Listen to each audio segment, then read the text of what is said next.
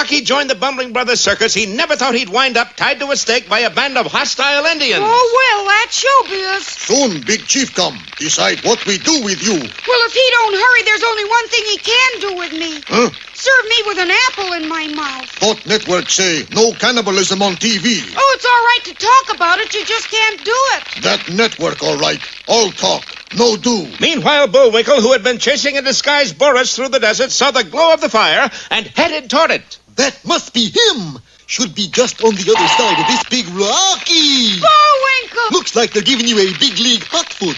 Squirrel waiting for Big Chief to get here. Well, I'll go see if I can find him. Oop. You wait too. Well, if you insist. But our boys didn't have to wait long. It's him, Big Chief, skunk who walk like man. You sarret. How? And like that? Blackbird capture squirrel, like you say. Moose just ad lib. Hey, what's all this about, Rock?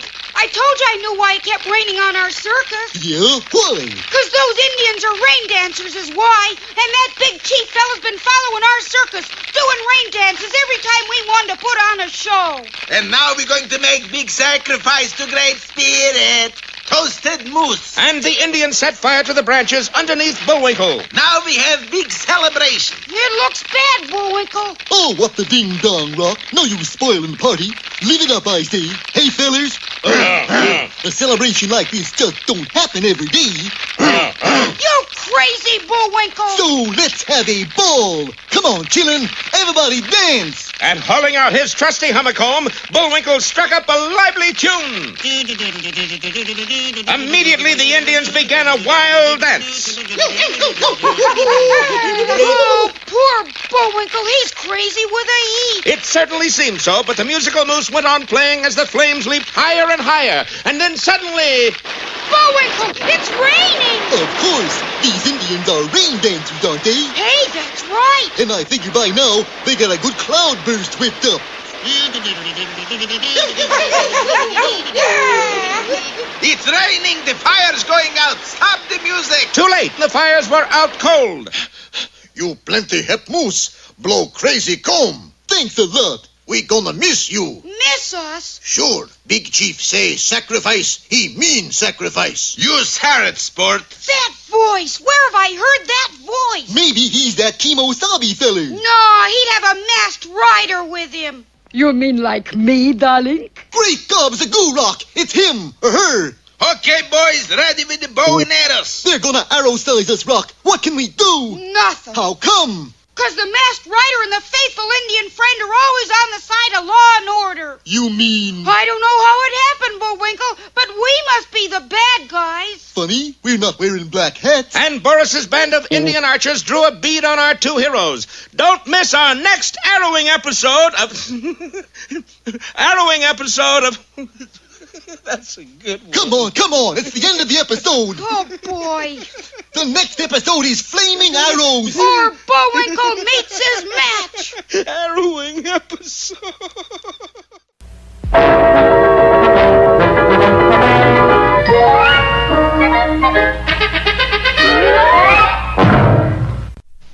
And now it's time for... Time for the dancing fool, Bullwinkle. Again?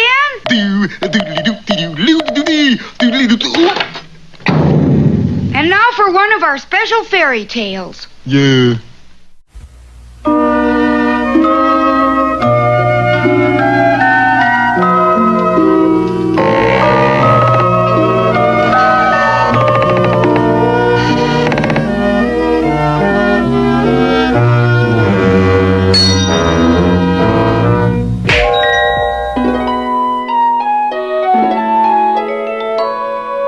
Once upon a time, there was a very ordinary kingdom full of very ordinary people.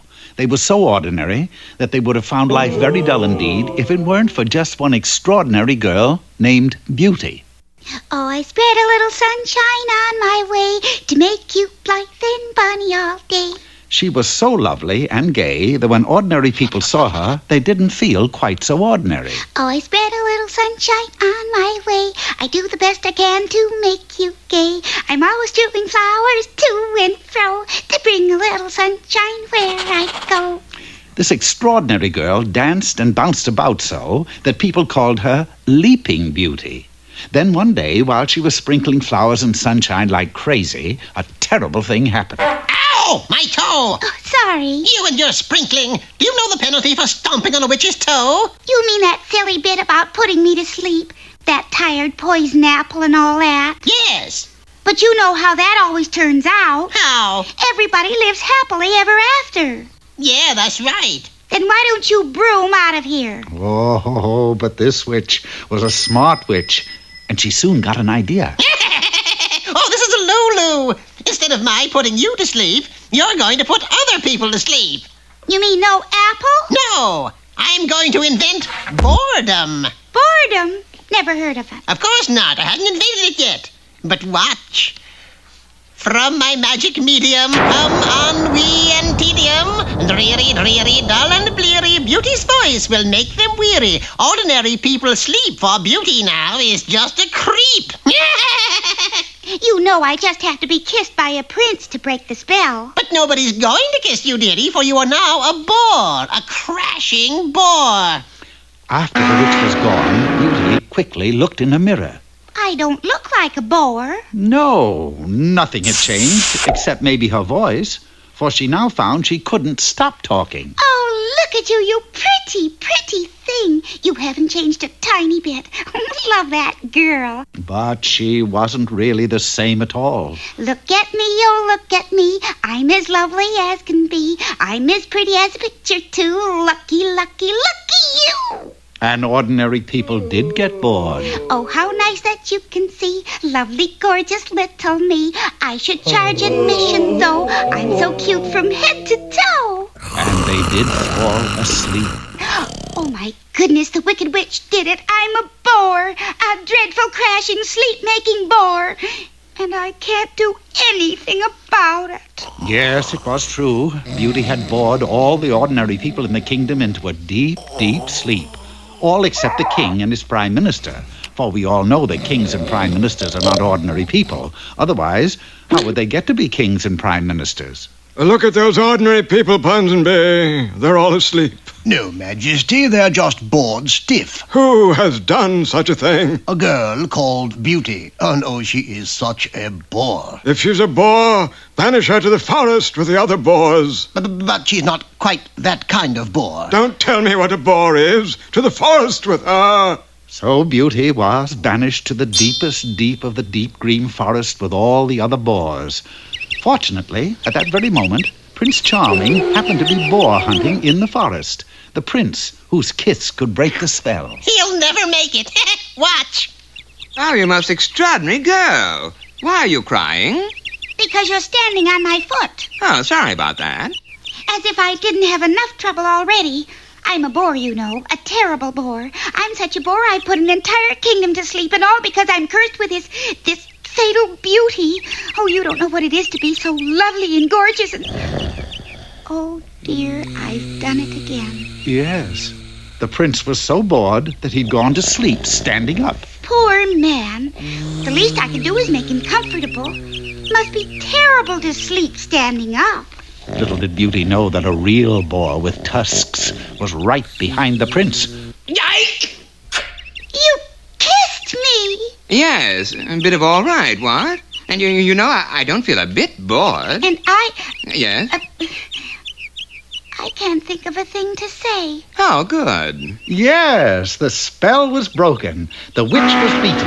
And so Beauty and the prince lived happily ever after. All the ordinary people in the kingdom woke up, and they lived happily ever after, too. Which, as any ordinary person will tell you, is really quite extraordinary. Oh, rats!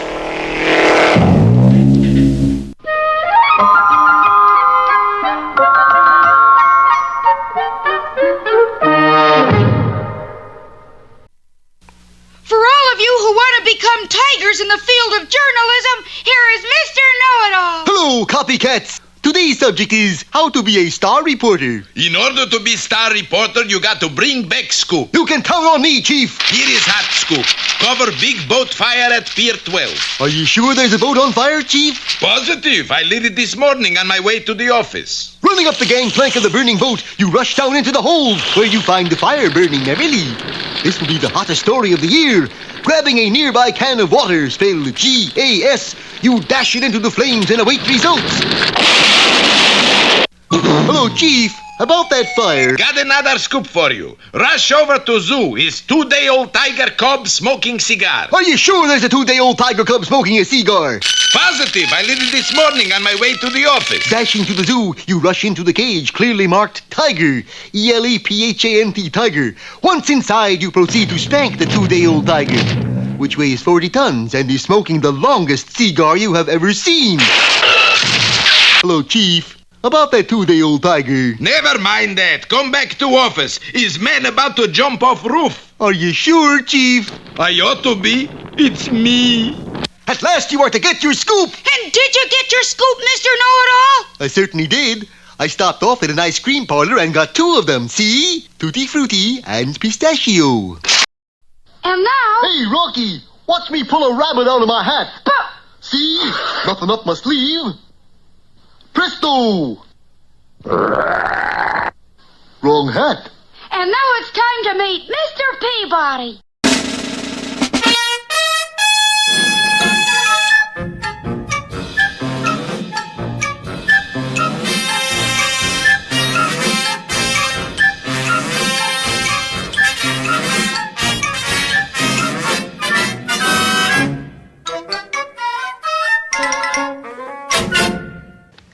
Peabody here, and for you poetry lovers, today's excursion into yesteryear will be a highly informative one. Are we going to visit Ogden Nash, Mr. Peabody? No, Sherman, the poetic personality we will tete-a-tete with is none other than William Shakespeare. We set the Wayback Machine for Warwickshire, England, in the year 1611, and in its customary ingenious manner, the Wayback deposited us before a small neighborhood theater, the Stratford-on-Avon. Now playing a new play by Will Shakespeare, Romeo and Zelda. Romeo and Zelda? Must be a misprint. But it wasn't, for inside the play was in rehearsal and... Zelda, wherefore art thou, Zelda? Instead of appearing on the balcony, Juliet, or rather Zelda, came marching out of the wings carrying a large flower pot. She left the stage and went directly to a familiar figure who was sitting all alone in the front row. That must be William Shakespeare, Mr. Peabody. And look, she's going to present him with a flower. She presented him with a flower, all right. Pot and all. That'll teach you to steal my play. It's a man wearing a disguise. Francis Bacon, if I'm not mistaken, and I never am. Bacon, you'll fry for this. Ushers, throw this pretender out. You haven't seen the last of me, Shakespeare. I'll be back. Are you all right, Mr. Shakespeare? Quite, my lad. But this comes at a most inopportune time. The play opens tonight. By the by, would you care to witness the initial performance? It would be an honor, sir. However, there's just one thing. Oh? Don't you think Juliet would sound better than Zelda? Juliet. Odds bodkins, sir, I like it. Juliet it shall be. So that evening saw the auspicious debut of a new play entitled Sam and Juliet. Sam? We'll work on him, Sherman. The play progressed smoothly, and the audience was very enthusiastic, all 3 of them. But during the balcony scene, things went suddenly awry. Juliet, wherefore art thou, Juliet? Poor Sam never found out, because without a warning, the ladder he was on unexpectedly gave way and... The play is ruined, irretrievably and hopelessly ruined. Why do you say that, Mr. Shakespeare? Because there isn't another actor who knows Sam's role. I do. A quick change of clothing, a new ladder, me, and the play resumed. Oh, hark, what hollow light burneth in yonder patio. Egad, the lad's an ad-libber. Verily I shall ascendeth yon balcony and meet my beloved. Easy with your big toe, Sherman. You're crushing my collarbone. Juliet! Thou art wherefore, Juliet? You can well imagine Sherman's dismay when, instead of a lovely young maiden, a lovely young lion appeared. In one prodigious leap, the huge cat left the balcony and proceeded to empty the theater. He then turned on us. Run for your lives, the performance is cancelled. Quick, Mr. Peabody! No need to panic. We'll simply ring the curtain down. Oh, the tragedy of it all, that this should happen to me. If I ever found the rogue who owned that beast. That beast is mine. Bacon. With eggs. That did it. That terraced the sheet. We shall settle our grievances with a duel. Fountain pens at 40 paces. Fountain pen's my eye tooth. We shall settle it with pistols. Mr. Shakespeare, you can't fight a duel. I must. Mr. Peabody, you will act as my second, and you, young man, you shall be my third. At dawn the following day, the participants met on a misty common. You will each take 10 paces, turn, and fire. Go!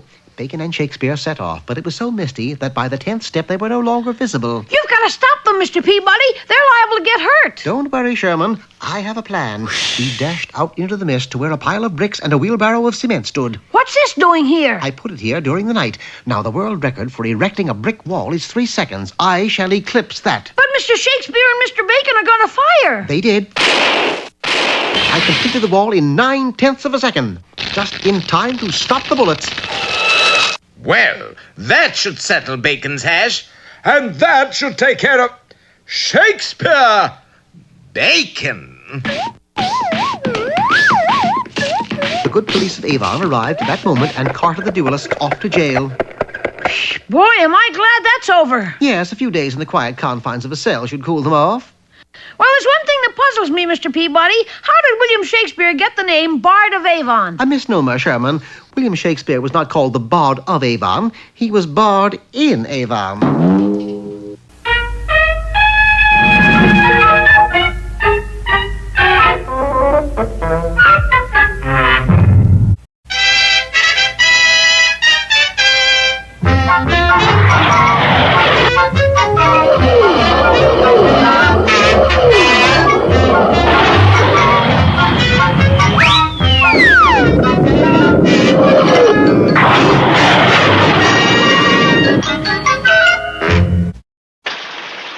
Well, Rocky and Bullwinkle finally found out why it kept raining on their circus, all right. It seems they were the victims of an Indian rain dance tribe, headed by Chief Skunk, who walks like a man. Or as we know him, Boris, bad enough. But the information seems to have done them little, if any good, for in our last episode they were tied to stakes while the Indians prepared to use them for archery practice. This seemed like pretty chicken thing to do, Chief. You kidding? I got orders straight from Great Spirit himself. Oh, what reason he give for knocking off moose and squirrel? No reason, it's just policy. That figure. Well, unless Great Spirit gives sign, it all up with those two. But at that instant there was a rumbling roar, and the ground suddenly began to shake under their feet. Hokey smoke, Bullwinkle. Great Spirit angry, Chief. It feels like an earthquake. Looks like one, too. Maybe we not supposed to harm moose and squirrel. Don't be silly. Look, I'll do it myself. And Boris loosed a flight of arrows at our friends, but he was jittering so much, and so were they, that every one of them missed. They got charmed lives. Charmed lives nothing. They just locked in again. Luck had little to do with it, for that earthquake wasn't an earthquake at all. That's sure a lovely sound. It was really the thunder of a herd of circus elephants dashing to the rescue, directed by Hugo and Igo Bumbling. I love the patter of tiny feet. We are coming, boys. Hang on. Don't worry, we're not going anywhere. And the elephants thundered through the camp, scattering Indians in every direction. In a trice, our friends were free again. But I wonder whatever happened to the masked rider and his Indian friend. Ayo, Jumbo, away! Well, I guess that solves our rain problem, Mr. Bumbling. Yeah, as soon as we arrange room for these Indians to stay in. Oh, that'll be easy. If we want a room for an Indian, we just make a reservation. Ho, ho, ho. Oh, you know that joke? We know all Indian jokes. Who you think write Indian jokes? Indian comedians? Sure. You never hear of Bob Hopi? Redskin Skelton. Felt Silver Hill. Yeah, come to think of it, I'm part Indian myself. You Indian? You never hear of Sitting Bullwinkle? Good show. Well, that did it. The tribe agreed not to bother the circus anymore, and Rocky and Bullwinkle were made honorary Indian chiefs. Now there's something you not see every day, Chauncey. What that, Edgar? Indian chief with bushy tail. Oh, that not so strange, Edgar. Look next to him. What? Moose with feathers. Ugh. Well, it looked like happy days for the Bumbling Brothers Big Top, but it wasn't clear sailing yet. For only a few days later, Rocky was called into the office wagon of Hugo and Igo Bumbling. What is it, Mr. Bumbling and Mr. Bumbling? Rocky, you've been in charge of the elephants all season, ain't? Sure. And you've been working for peanuts, right? Well, if it's good enough for the elephants, it's good enough for me. Rocky, we got something to say to you. Oh, no, I don't want a raise. You wouldn't get it. Rocky, you're fired. Fired? Our Rocky? Preempted, yes. Cancelled, maybe, but fired? Never. Except this one. That's impossible. Be sure to see our next indignant episode. It's in the bag, or Rocky gets the sack.